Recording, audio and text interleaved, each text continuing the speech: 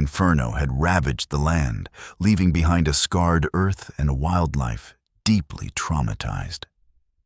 For firefighter Jake Riley, the Bidwell Park wildfire that erupted in Chico on that fateful July 24, 2024, was a haunting reminder of lives he couldn't save. As the flames, fueled by unprecedented heat after a deceptively wet winter, relentlessly consumed over 429,000 acres across Butte and Tehama counties, swallowing more than 700 structures and forcing thousands to flee. Few could have grasped the sheer devastation it would unleash, becoming one of California's most catastrophic wildfires of the year. The Feather River Wildlife Rehabilitation Center was already stretched beyond its capacity that summer. A surge in wildfire-related wildlife injuries across the state had pushed the facility to its breaking point. For Dr. Vivian Holloway, the center's director and a 15-year veteran of wildlife medicine, the arrival of yet another critical case felt like an unbearable weight in an already overwhelming season. "We are absolutely at our limit," she explained, her voice strained to Fire Department liaison David Chen as he carefully carried in a transport crate. "We've already had to transfer 3 bears this week alone." David shook his head gravely. "You'll want to find space for this one, Vivian. We found him deep within the heart of the fire." He revealed the occupant of the crate, a severely burned bobcat barely 2 years old. The poor creature had miraculously survived the initial firestorm by seeking refuge in a rocky crevice, but was discovered unconscious and critically injured beneath a fallen oak tree. Dr. Anya Sharma, the center's lead veterinarian, meticulously documented the extensive and horrifying list of injuries. 3rd-degree burns, searing all 4 paws. 2nd-degree burns, blistering his right flank, severe smoke inhalation, choking his lungs, and critical dehydration, demanding immediate fluid therapy. "Physically, we can stabilize him," she told Vivian, her brow furrowed with concern. "But I'm deeply worried about the psychological trauma. Unlike many rescued wild animals that instinctively fight or flee when approached, this bobcat, temporarily named Ember by the compassionate medical team, exhibited a profound and unsettling dissociation. When anyone approached his enclosure, he would press himself into the furthest corner, his small body trembling violently. "He's completely shut down," observed Sarah Miller, the center's dedicated behavioral specialist, after her 3rd heartbreaking attempt to connect with the terrified animal. "Most predators show aggression when cornered. This level of withdrawal indicates severe psychological trauma." For 2 agonizing weeks, the dedicated staff made little headway despite their tireless efforts. Ember would only eat when his enclosure was completely devoid of human presence. Security cameras captured his movements only during the quietest hours of the night, when he would finally emerge from his corner to pace in tight, anxious circles. "We're running out of options," Vivian admitted during a somber staff meeting in early August. "If we can't get him to accept even minimal human interaction for essential medical treatment, we may have to make an incredibly difficult decision." That Friday afternoon, the day before their self-imposed deadline, Sarah made one final desperate attempt to reach the broken creature. Instead of approaching the enclosure directly, she simply sat on the floor in the corridor outside, her back against the opposite wall, and began reading aloud from a wildlife management manual. For nearly an hour, she maintained a calm and quiet presence, deliberately ignoring the petrified bobcat. When she finally stood to leave, she noticed something that made her heart leap with a flicker of hope. Ember remained huddled in his corner, but his golden eyes were now tracking her every movement. For the briefest moment, she later recounted, her voice filled with emotion, "Our gazes met. The first eye contact he had initiated since his arrival. I need 48 more hours," she pleaded with Vivian, her voice urgent. "There's still someone in there. Reluctantly, Vivian agreed to the extension. Neither of them could have possibly foreseen that the following day would bring an unexpected visitor, a stranger who would irrevocably alter Ember's story. Continue. Mark Olson hadn't intended to visit the rehabilitation center that Saturday morning. At 32, his demanding role as a firefighter and wildlife rescue specialist with the San Bernardino County Fire Department consumed his days, and the recent weeks battling the relentless park fire had left him utterly drained. Sleepless nights haunted by vivid nightmares of the creatures he couldn't reach in time only deepened his exhaustion and despair. "I'm just stopping by to share some information about trapped animals," he explained wearily to the volunteer at the reception desk. "My team found several deer and a family of foxes in the evacuation zone." Olivia Rodriguez, the compassionate volunteer coordinator, overheard his conversation. "Mark Olson, I think there's a case you should see. I'm working on the file for a bobcat rescued from the Chico fire area." Mark hesitated, a flicker of professional curiosity battling his profound fatigue. "I have a little time," he conceded. Olivia gently guided Mark through the center's quiet corridors, past enclosures housing a menagerie of recovering animals, a majestic bald eagle with a fractured wing, a playful litter of orphaned raccoons, and a solitary injured mountain lion. "We're operating way beyond capacity because of this devastating fire season," she explained softly. "But this particular case has all of us completely stumped. A bobcat pulled from the very heart of the park fire. Severely burned, but physically he's recovering. The real issue is psychological." As they approached the hushed isolation area, Olivia lowered her voice. "He's been with us for 2 agonizing weeks, but he still won't allow anyone near him. We've named him Ember. We're deeply concerned he won't recover enough to ever return to the wild if he continues to refuse essential treatment." Mark stopped before Ember's enclosure, his movements deliberately slow and non-threatening. In the dim light of the isolated space, he could just make out a small, huddled form, its reddish-brown fur matted and scarred. The burns on the bobcat's delicate skin were beginning to heal, but his posture screamed of profound, gut-wrenching fear. "Where exactly did he come from?" Mark asked quietly, his gaze fixed on the trembling animal. "The Bidwell Canyon area. A firefighter found him trapped beneath a fallen tree. They said he wouldn't have survived another hour if he hadn't been discovered." A strange, unsettling feeling washed over Mark. He had fought the initial ferocious onslaught of the park fire in those very early days before being reassigned. He vividly remembered the Bidwell Canyon area, where the flames had spread with terrifying speed, leaving countless animals with no chance of escape. Without another word, Mark sank to the floor, positioning himself about 6 feet from the enclosure, his back resting against the cool wall. He deliberately avoided direct eye contact with Ember, simply maintaining a calm, non-threatening presence. "What are you doing?" Olivia whispered, her voice barely audible. "Sometimes with deeply traumatized wildlife, a quiet presence can work wonders where other techniques fail." He gently explained, his voice low and soothing. "I just want to try something." "When will Sarah or Vivian be in?" "They should be here in about an hour. Should I leave you here alone?"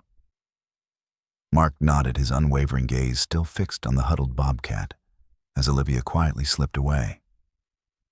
He began to speak softly, his voice a low, even murmur.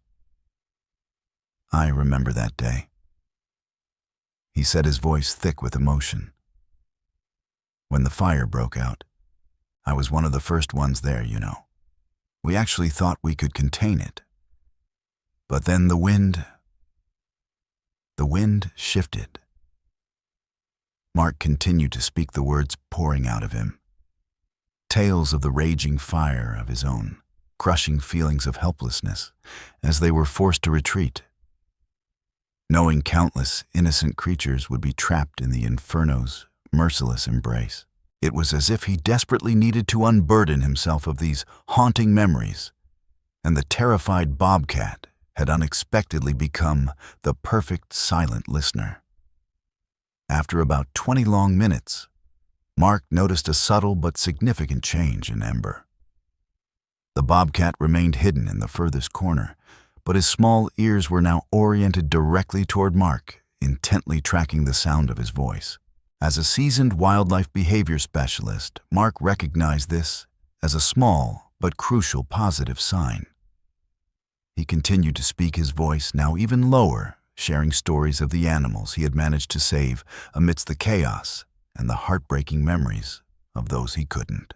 When he recounted the tragic tale of a burned mountain goat he had cradled in his arms until its final agonizing moments, his voice cracked with raw emotion. In that very instant, Mark saw Ember move. It wasn't much, just a few agonizing inches away from the corner, but it was enough for Mark's heart to pound with a surge of hope.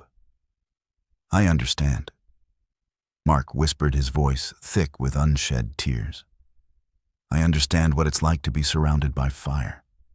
The smell of it, the sound of it, the feeling of utter helplessness, of not being able to escape." At those profound words, something shifted in Ember's golden eyes. He still maintained a wary distance, but his intense focus on Mark became undeniable. When Vivian and Sarah returned, they stood silently at the threshold, not daring to break the fragile connection unfolding before their eyes. "Who are you?" Vivian finally asked, her voice hushed with awe. "Mark Olson, firefighter and wildlife rescue specialist from San Bernardino." What did you do with him?" Sarah whispered, her voice trembling. "Just talked. Sometimes that's all they truly need." Mark stood up slowly, his gaze never leaving Ember. Can I come back tomorrow?" he asked, a hopeful tremor in his voice. "There's something about this bobcat." Vivian looked past Mark to the enclosure. For the first time since his arrival, Ember wasn't cowering in the darkest corner. He still kept a safe distance, but he stood in a position where he could clearly observe Mark. "Of course," she answered softly, a glimmer of hope in her eyes. "But I'm curious, Mark. Your firefighter uniform. You're still wearing it from the field." Mark nodded. "I just finished my shift." "Why?" Sarah understood immediately. The smell. He might recognize the scent of fire, of smoke and ash, familiar, albeit terrifying smells from the place he was rescued. Over the next few days, Mark visited the center whenever his demanding schedule allowed. He intentionally wore his firefighting jacket and gear, the fabric still carrying the faint, lingering scent of smoke. Not enough to be harmful, but enough they hoped to trigger a deeper recognition. On the third day, as Mark sat quietly reading outside the enclosure, Ember approached the door for the very first time. The bobcat still maintained a cautious distance, but his intense golden eyes never left Mark's.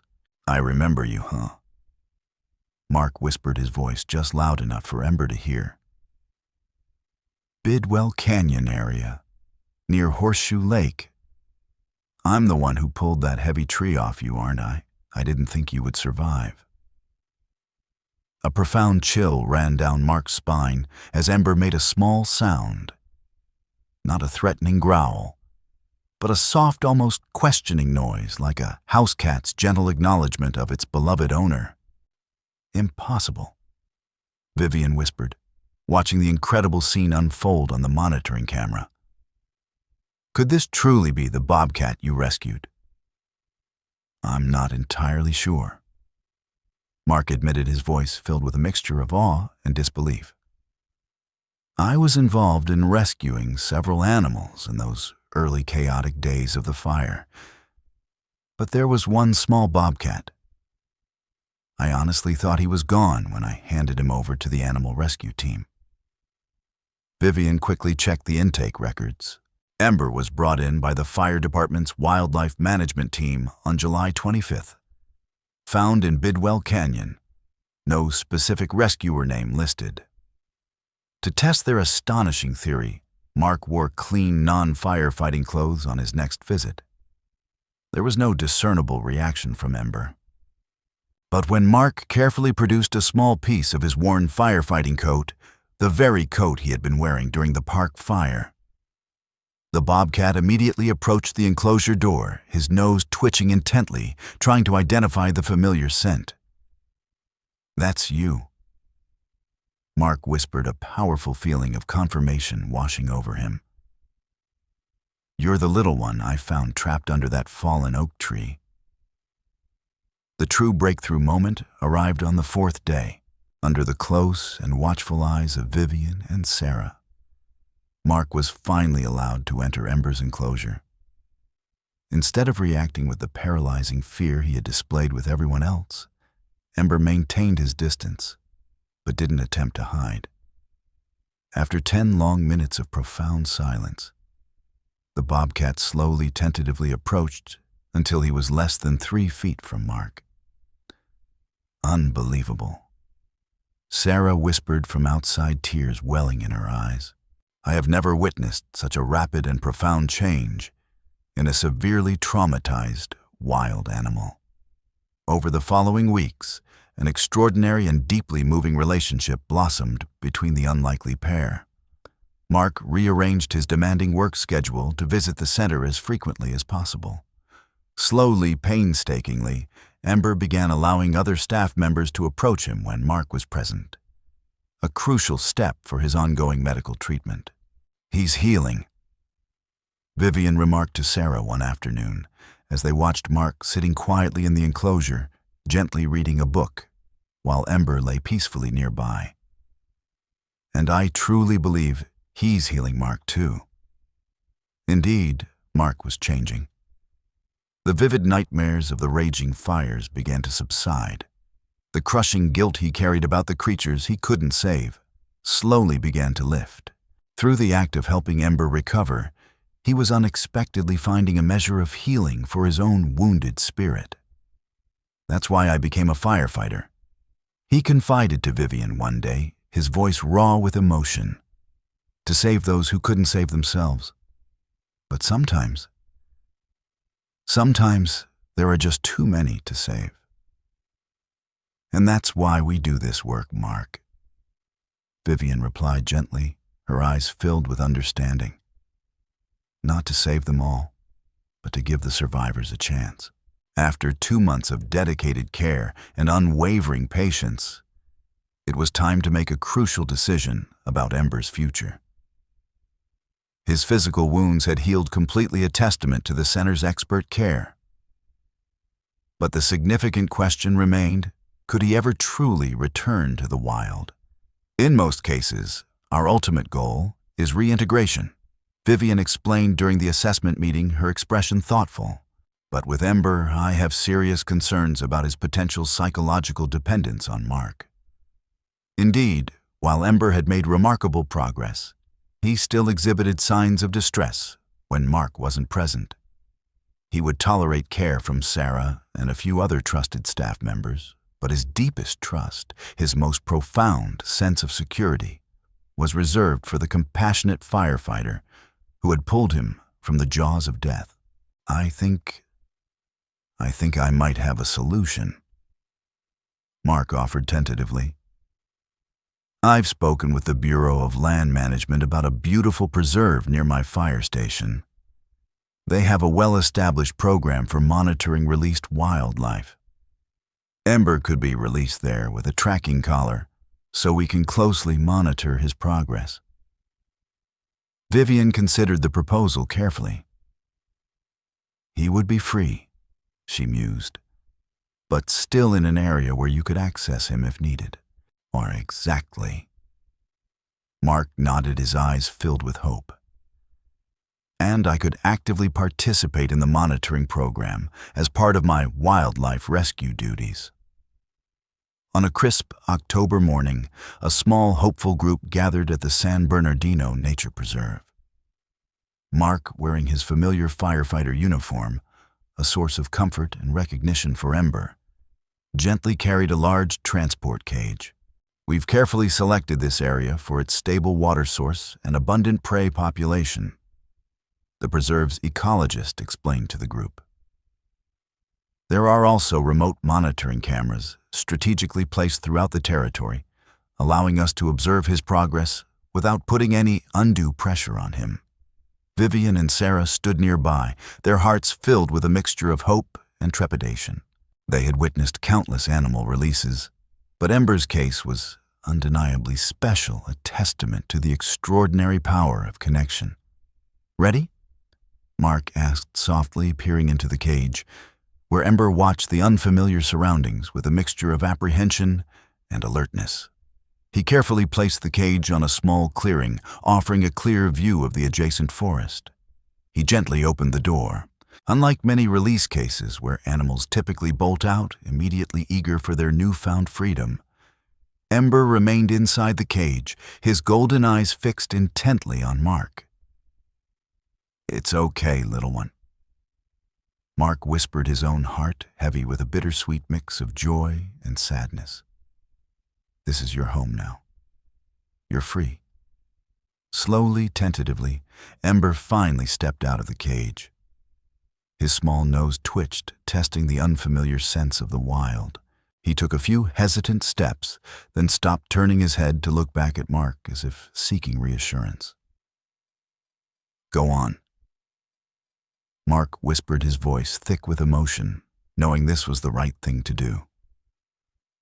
The bobcat took a few more steps, then suddenly, with a burst of speed, he darted toward the edge of the forest. At the border between the open clearing and the dense woods, he paused, turned his head, for one last lingering look at the man who had saved him, and then disappeared silently into the trees.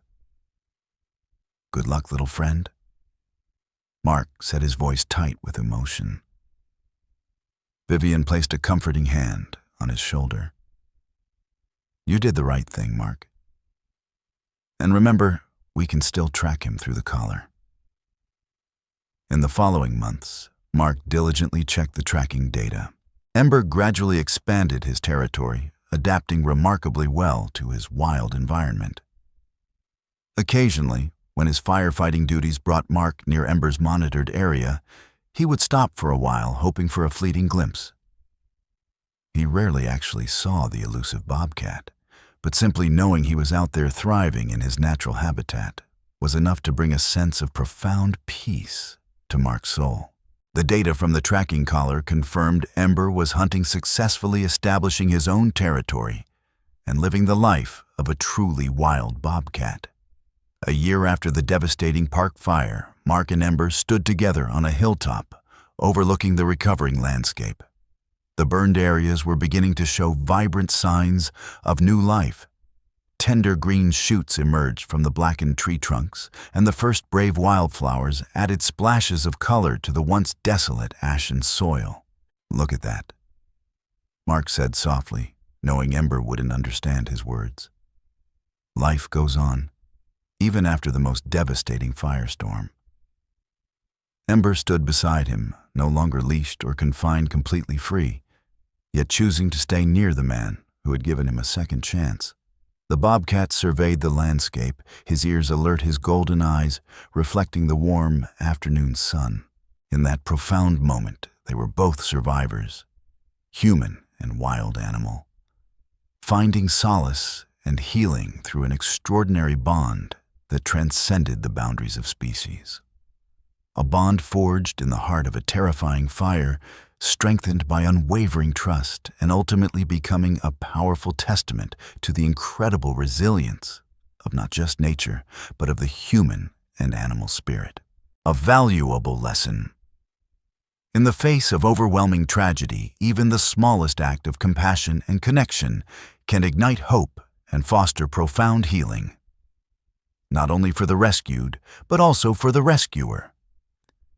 If this incredible story touched your heart, please hit that subscribe button now and share it with someone who needs a dose of inspiration today. Help us continue to bring you these amazing true stories of resilience and connection.